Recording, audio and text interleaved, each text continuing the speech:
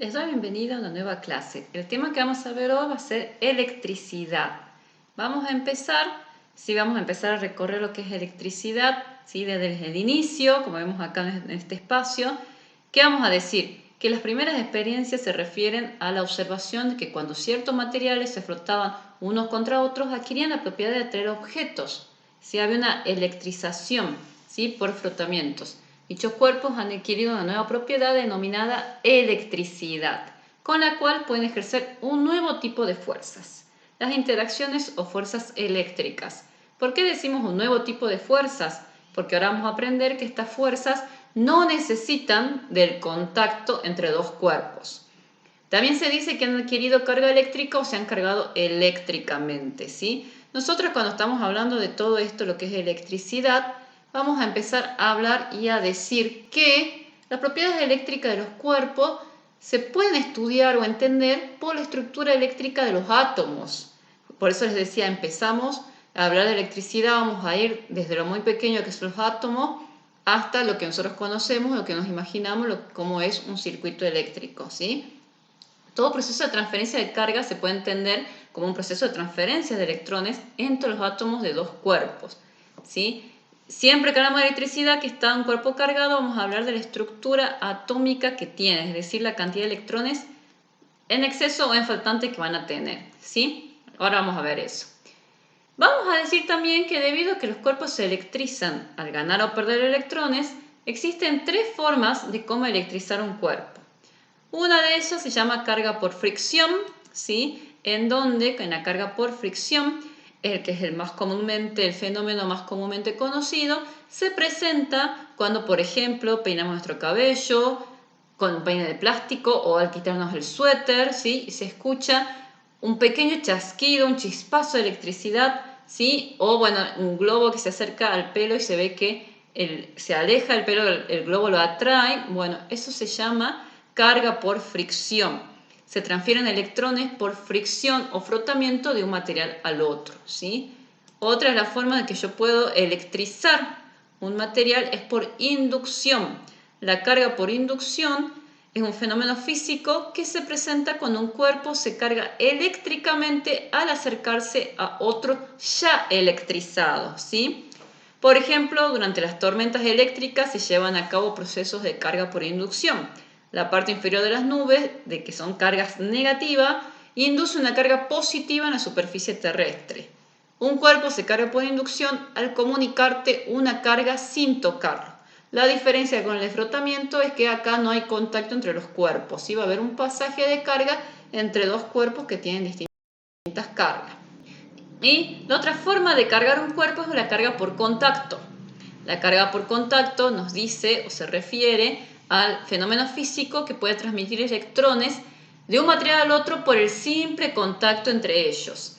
Este fenómeno se origina cuando su cuerpo saturado de electrones cede algunos de esos electrones a otro cuerpo con el cual tiene contacto. Para un cuerpo carente de electrones o con carga positiva, estos electrones se unen y ya queda el nuevo elemento cargado. ¿Sí? Por ejemplo, varillas de diferentes materiales que están cargadas por fricción le transmiten carga por contacto al electroscopio, que ya vamos a ver qué es el electroscopio, la cual se detecta la separación de las láminas de los mismos. Ya vamos a explicar bien qué es el electroscopio. Pero la carga por contacto sí también es una de las más conocidas. Los cuerpos, el cuerpo de nuestros animales, tienen justamente lo que son los electrolitos disueltos en agua, es decir, tienen electrones que están con carga positiva o negativa, por lo cual son capaces de conducir la electricidad y de cargarse eléctricamente por cualquiera de estos tres métodos. Eso es para que lo tengamos en cuenta y ya vamos a ver la aplicación de eso en la producción animal. Vamos a definir ahora, empezamos con definiciones, qué es la carga eléctrica. La eléctrica es la propiedad de la materia a través de la cual es capaz de ejercer fuerzas de tipo eléctrico, ¿sí? La carga, nosotros lo vamos a ver, se define habitualmente por la letra Q. La carga eléctrica constituye una medida de la intensidad de las fuerzas eléctricas que un cuerpo es capaz. También se suele decir que la carga eléctrica constituye una medida de la cantidad de electricidad de un cuerpo, ¿sí? La letra Q es la letra Q pequeña. Recordar que la nomenclatura de lo que es física es muy importante, ¿sí? Así que esto tenemos que rescatarlo. La carga eléctrica, esa propiedad de la materia a través del eléctrico, nosotros vamos a decir y a nombrar que, por ejemplo, los protones tienen carga eléctrica, son positivos, los electrones tienen una carga eléctrica y se los denomina negativo. Un electrón tiene como carga esa Q pequeña de minúscula 1,6 por 10 a la menos 19 coulomb. Coulomb es la unidad del sistema internacional, como está acá marcada, ¿sí?, de la carga eléctrica. Se dice que un cuerpo tiene carga positiva cuando tiene deficiencias de electrones y tiene carga negativa cuando tiene excesos de electrones, ¿sí? Y la unidad, como les decía, es el coulomb. Un coulomb equivale a 6,25 por 10 a la 18 electrones, ¿sí? Obviamente, cuando hablamos nosotros de carga eléctrica, y como les decía,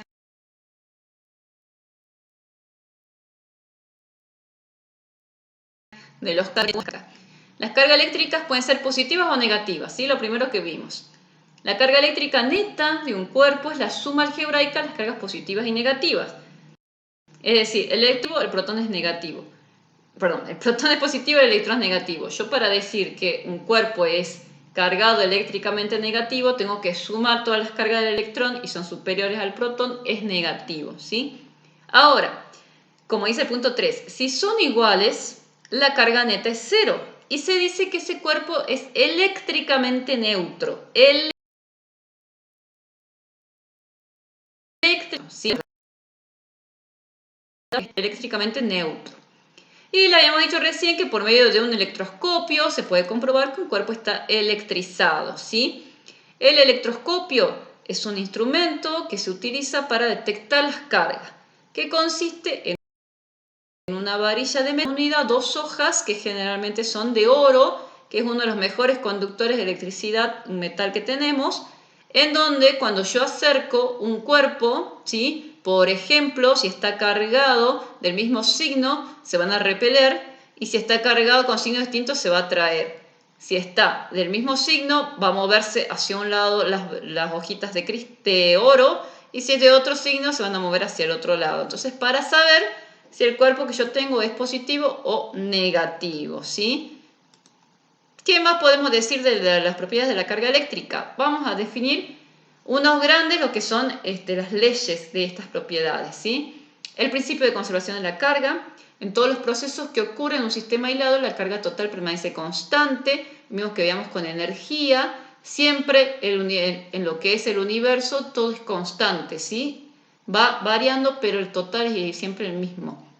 La cuantización de la carga eléctrica no aparece en cualquier cantidad, sino en múltiplos enteros de una unidad fundamental o cuanto, ¿sí? Siempre es un número entero la cantidad que tiene de carga.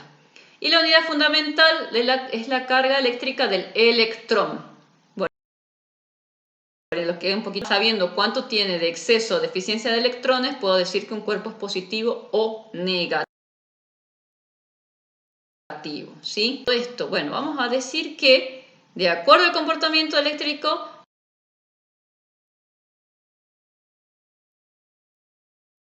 esto sí es un poco lo que uno se imagina.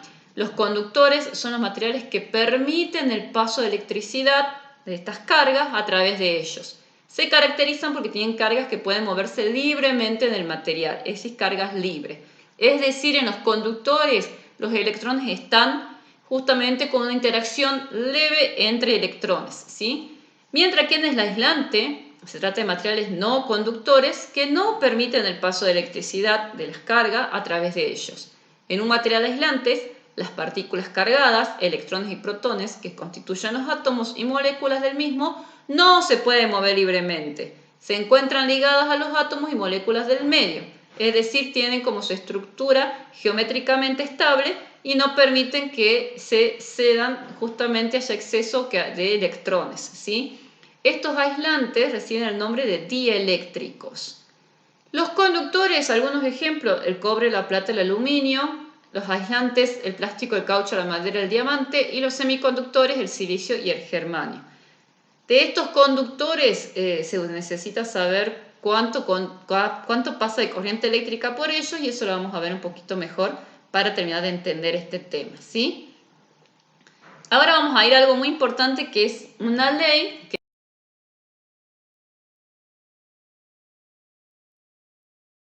estableció la física. Todo lo que venimos hablando es justamente de la partícula o la carga cuando está quieta, ¿sí? Cuando no se mueve. La interacción electrostática entre dos cargas en reposo se rige por la ley de Coulomb.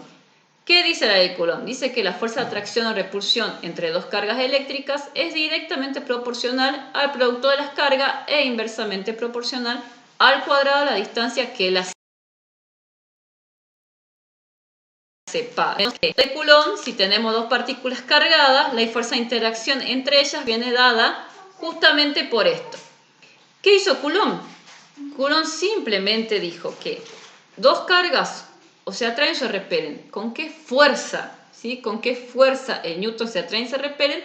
Depende de las cargas, la distancia con las que están separadas, ¿sí? Y lo que justamente agregó Coulomb es la constante de Coulomb, que es un número que siempre lo vamos a multiplicar a estas cargas dividida la distancia al cuadrado. Esta constante tiene un valor de 9 por 10 a la 9 newton por metros cuadrados dividido Coulomb cuadrado, ¿sí? Es una constante, siempre se repite, así que es un valor que nosotros lo vamos a conocer. Para la ley de Coulomb, me van a decir, muy bien, ¿y en qué lo aplicamos? Bueno, nosotros lo aplicamos, acá hay un ejemplo, para lo que es justamente cargas puntuales, en estática, ¿sí? Dice, tres cargas puntuales, Q1 de 5 microcoulomb, Q2 de 4 microcoulomb y Q3 de menos 10 microcoulomb se encuentran alineadas y en reposo. Haz el diagrama de fuerza y determina el valor de dirección de la fuerza neta que actúa sobre la carga central. ¿Se comprende? Acá hay una carga central y hay dos. Va a haber una distancia que la separa y va a haber una atracción, una fuerza de atracción o una fuerza de repulsión entre estas cargas. ¿De quién depende? Justamente de si es positiva o negativa. La Q2 es positiva, 4 microcoulomb. La Q1 es positiva, 5 microcoulomb. Entonces va a haber interacción entre estos dos una repulsión. Por lo que vamos a tener nosotros justamente una fuerza neta, que recuerden que es un vector, con una dirección hacia la derecha, ¿sí? De estas fuerzas se puede calcular aplicando la ley de Coulomb. Para la ley de Coulomb siempre necesitamos dos cargas puntuales separadas por una distancia. Así que empezamos primero con la interacción entre la carga 1 y la carga 2, aplicando la ley de Coulomb, reemplazándolos en la ecuación, la ley, por supuesto, por tanto, 9 por 10 a la 9 newton cuadrado dividido Coulomb, y obtengo un valor de fuerza. Recuerden que acá la distancia va al cuadrado. Obtengo un valor de fuerza que es 2 por 10 a la menos 2 newton. Ahora recién hago el análisis de la otra carga, las otras dos cargas. Siempre son dos cargas nada más. En donde dice carga 2 y cargas 3, teníamos que la carga 2 tenía un valor de 4 microcoulomb y la carga 3 menos 10 microcoulomb, ¿sí? Punto aparte, estos microcoulomb los tenemos que llevar a coulomb para recién aplicar la ecuación porque está en coulomb y no en microcoulomb. Hacemos el pasaje y hacemos la operación matemática y obtengo que valores de 1.4 por, ¿sí? Es fuerza de atracción. Entonces, según el diagrama de fuerzas, se ve que la suma de estas fuerzas nos da como resultado la fuerza neta sobre la carga central. O sea que es la suma de las dos cargas, porque son vectores, de 3,4 por 10 a la menos 2 newton hacia la derecha. Siempre damos intensidad, dirección y sentido, ¿sí? Y los signos nos muestran que es de repulsión, ¿sí? ¿Por qué? Porque en este caso es lo que va a actuar y va a haber. Es una de las aplicaciones de la ley de Coulomb. Vamos a seguir y vamos a avanzar con lo que es ya encontrar el día y encontrar la luz. El campo eléctrico. El campo eléctrico es una forma de estudiar las cargas, ¿sí? Entonces lo que hacemos es ponemos en un campo una partícula que está cargada, en el espacio en el que se encuentran, se genera un campo de fuerza alrededor de esta partícula que se llama campo eléctrico. Este campo justamente lo que nosotros observamos y vemos acá es que es una interacción entre las partículas sin necesidad de que estén en contacto, ¿sí? ¿Qué vemos que interactúan? Interactúan fuerzas que tienen dirección, intensidad y sentido, ¿sí? Nosotros lo que vemos es que está creado por una carga puntual en un punto del espacio y es la fuerza electrostática que dicha carga ejerce la unidad de carga positiva colocada en el punto, ¿sí? Es decir, la unidad es Newton dividido Coulomb. Yo coloco mi carga, que es desconocida, y observo cómo se mueve el campo eléctrico alrededor de ella. Para saber va a ser la cantidad de energía de tipo eléctrica que tiene esa carga. También el campo eléctrico, que va a depender justamente si yo lo que coloco es una carga positiva o una negativa, ¿sí? Si, por ejemplo, tengo dos cargas puntuales aisladas, como ejemplo, acá en A, vemos que si es una positiva y una negativa, las líneas se dirigen hacia la carga positiva, desde la carga positiva hacia la carga negativa, ¿sí? Eso es porque hay una atracción. Y siempre va del positivo al negativo. Empecemos ya a entenderlo. Del positivo al negativo. Una carga de prueba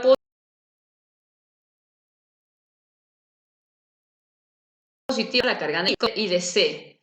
Si el campo eléctrico es generado por cargas iguales, las líneas lo que van a hacer es curvarse porque se rechazan, ¿sí? Entonces, si yo tengo dos cargas iguales, la fuerza, ya hemos dicho, va a ser de repulsión y lo que observamos es que esas líneas se mueven,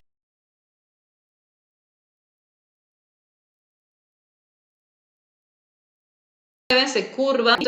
Pero también, como todavía estamos en electroestática, tenemos que definir un concepto más, que va a ser justamente, ahora ya va a aparecer la diapo, que va a ser justamente lo que es el trabajo o el potencial eléctrico. Es decir, ese potencial eléctrico es el trabajo justamente que yo necesito para trasladar una carga positiva unitaria desde el infinito hasta un cierto punto.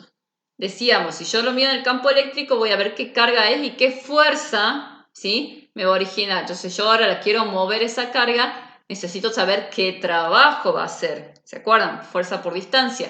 En este caso, fuerza por distancia dividido la carga, porque justamente estamos hablando de una fuerza de tipo electroestática, ¿sí? Las unidades del potencial eléctrico o voltio es trabajo dividido carga, es decir, joules dividido coulomb, y eso me da voltios, ¿sí? Un voltio es un joule sobre coulomb. Y si yo quiero mover la diferencia entre dos puntos A y B, si quiero llevar de un punto A a un punto B una carga, lo que hacemos, por supuesto, es la diferencia de trabajo que vamos a necesitar en la carga B menos en la carga A menos en la carga B, dividido las cargas, ¿sí? Esto ya lo vamos a ver como voltios, no se olviden la palabra porque es muy importante en lo que es electricidad y circuitos eléctricos. Como es muy importante, tenemos esto. La diferencia potencial en un campo eléctrico uniforme, ¿sí?, está dado justamente por lo que es la diferencia de voltaje y está dada por la diferencia del campo eléctrico por la distancia. ¿Qué significa esto? Que entre las placas de un condensador, por ejemplo, la diferencia de potencial eléctrico o de voltaje depende de la distancia que hay separada las placas y del valor del campo eléctrico entre ellas. ¿Qué es un condensador? Un condensador es justamente un dispositivo que almacena energía de tipo eléctrica. Por ejemplo, una pila, ¿sí?, que está formada por dos láminas que están con cargas distintas. Acá vemos el dibujo, una es una carga positiva, otra negativa, separadas por una distancia. Entonces, cuando nosotros requieramos el trabajo, es decir, llevar la carga de un lugar al otro, lo que vamos a ver es que se forma el campo eléctrico y se forma trabajo. Trabajo dividido la carga, es decir, joules dividido coulomb, voltios. Es decir, cuando yo tengo una pila y conecto a sus polos positivos y negativos un circuito, lo que empieza a haber es un movimiento de estos electrones debido a esta diferencia entre estas placas y su distancia, ¿sí? Entonces, esto es lo que se llama condensador, que es un dispositivo para que me dé energía de tipo eléctrica. Todo esto nos lleva a lo que es justamente ya no electrostática, sino ahora energía en movimiento, electricidad en movimiento. Cuando yo digo energía en movimiento, no digo, no sé, electrodinámica, digo electricidad. Entonces, electroestática es energía que no se mueve y electricidad es corriente eléctrica y circuitos, ¿sí? Corriente eléctrica. La intensidad de corriente eléctrica o corriente, que se denomina con la letra I mayúscula, ¿sí? Es la cantidad de carga que fluye por unidad de tiempo a través de una determinada área. La unidad es el ampere, que equivale a 1 coulomb cada 1 segundo. Y es una magnitud escalar. ¿Por qué es escalar? Porque acá no me interesa la dirección, van a ver que siempre es la misma, sino que cuánta carga transcurre por tiempo. Es lo único que nos interesa de la corriente, ¿sí? ¿Quién es la carga? Pueden ser electrones en un conductor, iones en un electrolito, electrones y huecos en los semiconductores, ¿sí? Acá un lugar por donde está moviéndose esta corriente eléctrica que ya que nosotros vamos a necesitar saber el área, tirando más datos del conductor. De la intensidad de corriente eléctrica también tenemos que decir varias cosas. Decimos que cuando el flujo de carga se lleva a cabo en una sola dirección se denomina corriente directa. Cuando va y viene es una corriente alterna, ¿sí? Por eso les decía, la dirección, lo que es corriente, simplemente intensidad de corriente nos mide cantidad de Coulomb por tiempo. Nosotros sí nos interesa el vector, ¿sí? Justamente tenemos dos tipos, cuando es de una sola dirección o cuando es en ambas direcciones. Cuando esta carga fluye es cuando hay una diferencia de potencial. La corriente que recibimos, bueno, en todos nuestros dispositivos, en nuestro hogar, es una corriente alterna. Pero cada uno de los dispositivos sí tiene un convertidor, que es un transformador, que pasa esta corriente alterna a directa. Y también tiene para ese transformador reduce el voltaje, esos 220 que nos llegan a la casa. Y tiene un diodo, que es una válvula que hace que vaya siempre en una sola dirección. Esto es importante porque justamente decíamos, si bien la intensidad de corriente a mí no me dice qué dirección tiene, yo sí necesito saberla para que funcione correctamente un circuito, ¿sí? Ahora lo vamos a ver con más detalle. Decíamos también que había una fuente de voltaje. ¿Qué es la fuente de voltaje? Es todo dispositivo que suministra una diferencia de potencial. Habíamos visto recién los capacitadores. También puede ser una pila química, como vemos el ejemplo acá. Las plantas de electricidad, esas que nos dan lo que es la electricidad domiciliaria, tienen generadores eléctricos que suministran 120 a 220 voltios en las tomas corrientes de la casa. Entonces, cada vez que yo digo 220 volts, ¿qué significa? Que es una diferencia de potencial. Cuando enchufamos, ¿sí?, cualquier instrumento que sea eléctrico, se establece una diferencia de 120 voltios entre los extremos del aparato. Se suministra una energía de 120 joules a cada coulomb de carga que fluye. 220 nos da justamente la central y lo ideal es que sea de 120, 115 en cada componente electrónico para que no llegue a producir daños en los mismos. Acá vemos un ejemplo de cómo las plantas generadoras llegan a producir hasta 22.000 voltios, transformadores que los van reduciendo el voltaje, ¿sí?, a un transformador, otros transformadores. De ahí a los cables de alta tensión, que es para justamente llevarlos a grandes distancias. Pasa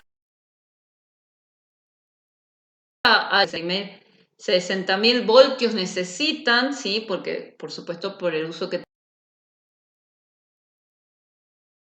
tienen, voltios,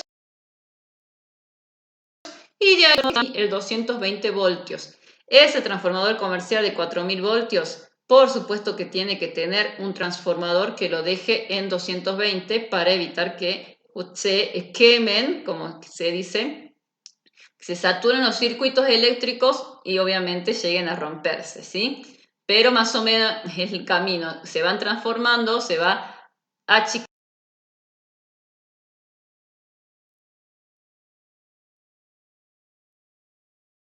y después tenemos algo más que influye en los corrientes eléctricas y en los circuitos, que se llama la resistencia. La resistencia conducir la corriente.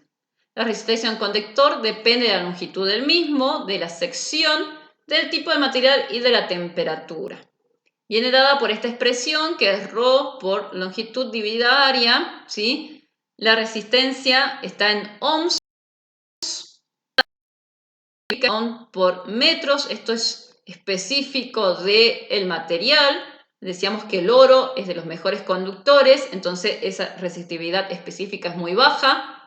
El cobre es intermedio, pero mucho más económico, por eso es el que se usa. Y por ejemplo, solo un cristal tiene una resistividad muy alta, entonces es mal conductor de la electricidad. Piensen que el cristal tiene sus átomos perfectamente ordenados en forma geométrica. Entonces no va a permitir el pasaje de electrones, no permite la corriente eléctrica.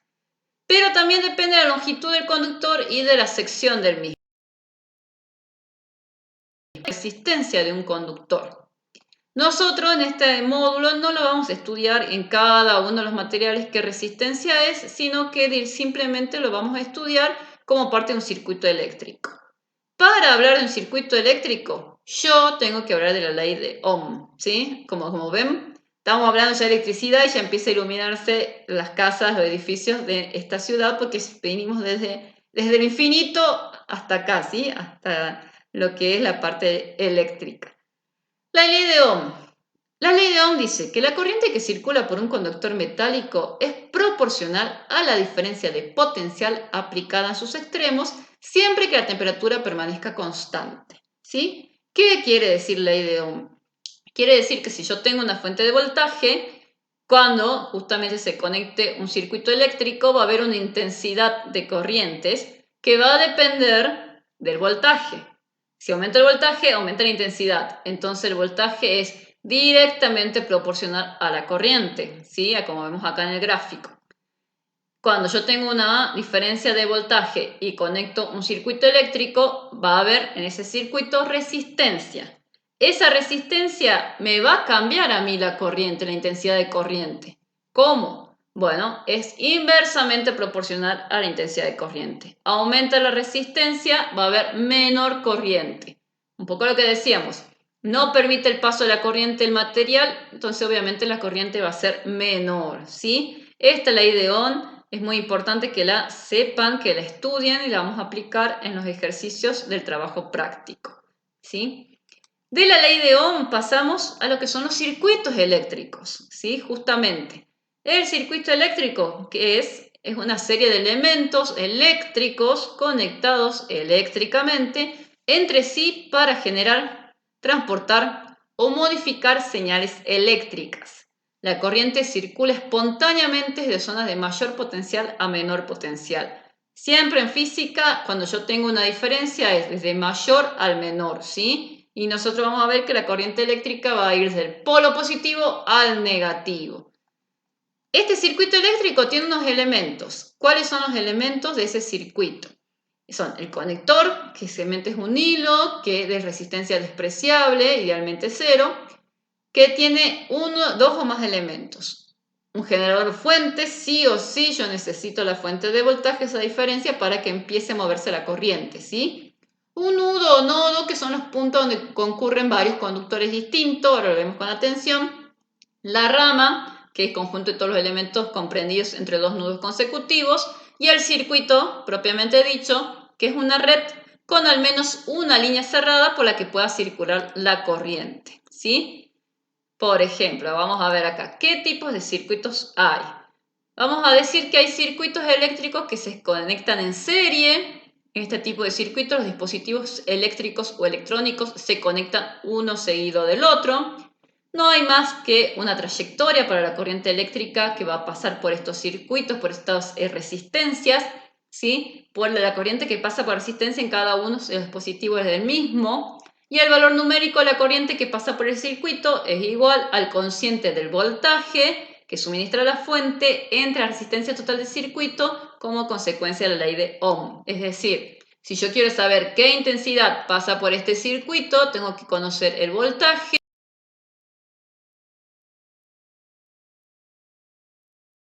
y la resistencia equivalente del circuito en serie.